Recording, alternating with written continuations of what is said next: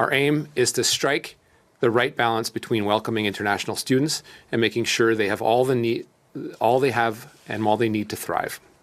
We are prepared to take necessary measures, including significantly limiting visas, to ensure that designated learning institutions provide adequate and sufficient student supports as part of the academic experience. Enough is enough. If provinces and territories cannot do this, we will do it for them, and they will not like the bluntness of the instruments that we use.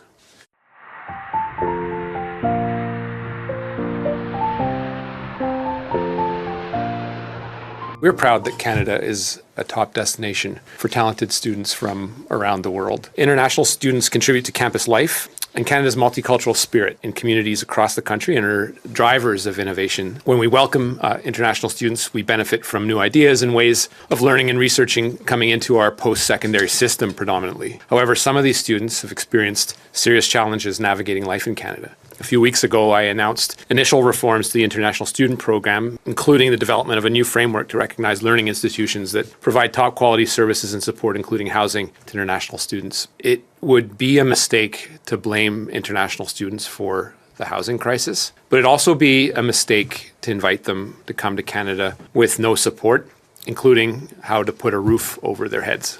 It's why we expect learning institutions to only accept a number of students that they're able to provide for, able to house, or assist in finding off-campus housing.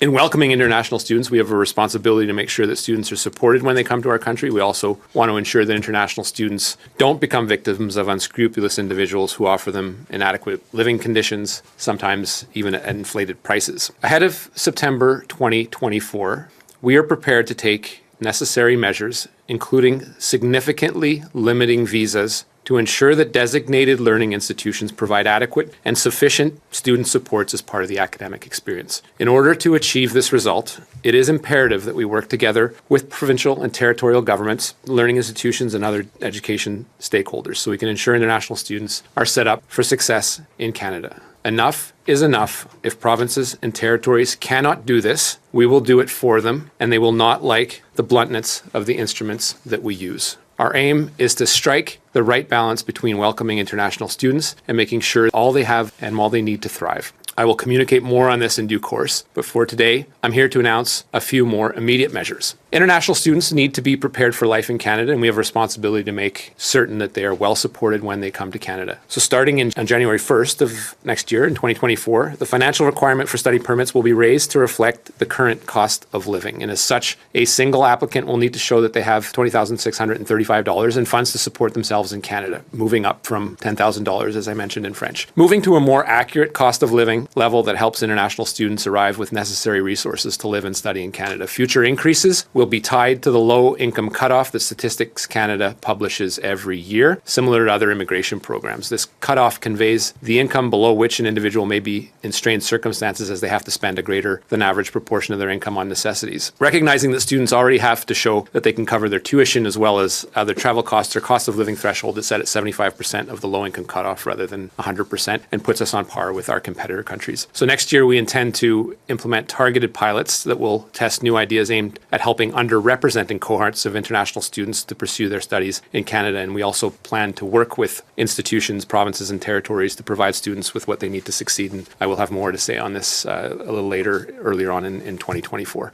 I'd also like to update you on 3 temporary policies affecting international students that were set to expire by the end of the year. The main purpose for an international student to be in Canada is to study. However, since most students are currently halfway through their school year and some are working full-time to meet their needs, we will extend the temporary policy that has allowed eligible international students to work more than 20 hours per week through till April 30th of 2024, the end of the academic year. We're currently examining options for this policy in the future, but we know that 40 hours a week is untenable if you're a student, and are looking to potentially expand off-campus work hours for international students up to 30 hours per week while class is in session. Our data shows us that 80% of international students work more than 20 hours a week during the pandemic, and reduced them in scope in September of 2022. But since the vast majority of international students are now actually studying in person in Canada, we're extending this measure only to those starting programs before September 1st of 2024. And finally, in response to the labour market disruptions over the pandemic, we introduced a temporary policy granting post-graduation work permit holders an additional 18-month open work permit if needed.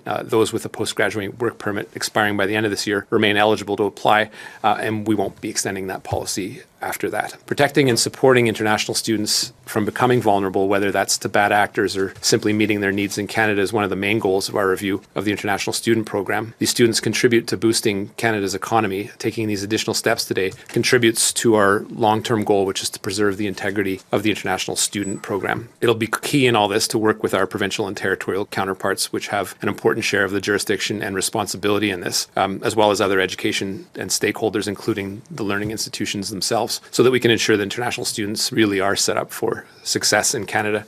Thank you. There is a responsibility on behalf of the provinces that designate the learning institutions in question to make sure that those are actually the institutions that are worthy of getting visas from the government of Canada. There are, in provinces, the diploma equivalent of puppy mills that are just churning out diplomas. And this is not a legitimate student experience. There is fraud and abuse, and it needs to end. When you take, for example, the province of Ontario, there have been Auditor General reports that have recommended some very important measures that have not been put into place, and that has contributed to the abuse. So the bluntness of the instruments that we have at the federal government level, in addition to the fraud task forces, is the strict removal of visas, which can have a number of effects and can have ripple effects, whether we designate a particular institution in particular or whether we simply take other measures to significantly reduce this. The federal government can't do it alone because our measures and the measures that we have, the policies that we have, can have ripple effects on the portrait of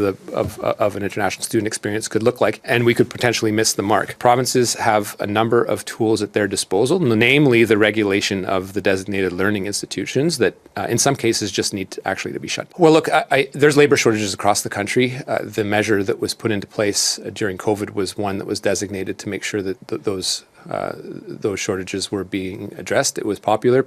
We had heard legitimately from students that a 20-hour work week is doable and is something that people could actually study at the same time and work 20 hours. Also, employers were looking for people that could potentially commit for over 20 hours and perhaps only work. So having that flexibility in dealing with those two competing public policies, I think, was one of the challenges that we're still juggling with. We know that over 80% of international students are factually working over 20 hours, but 40 hours is just untenable. It is not credible that someone, except for rare occasions, could work a full work week and actually study at the same time. I know, having done it myself, and I know lots of people that have worked very hard, but those 40-hour works week drain you, and it is not reflective of a proper student experience. But there is flexibility, and we were looking at an hour category in and around 30 hours, but it hasn't been decided yet. So given the financial pressures that current students in Canada would be feeling had we taken a decision to roll it back to 20 hours, it didn't make sense and would probably perhaps put more strain on students that are currently struggling to make ends meet. I don't think students are taking jobs away from other people, given the labor shortages that are happening in Canada. My focus primarily is to make sure that the public policy that we have in place is one that reflects the ability of the student to actually do what they're supposed to be doing, which is study, without bankrupting themselves. So there's a middle ground there that we need to look at. I'm going to look at more data with my team to make sure that something like 30 hours actually makes sense. But currently, with the data that we know, rolling it back to 20 hours would have been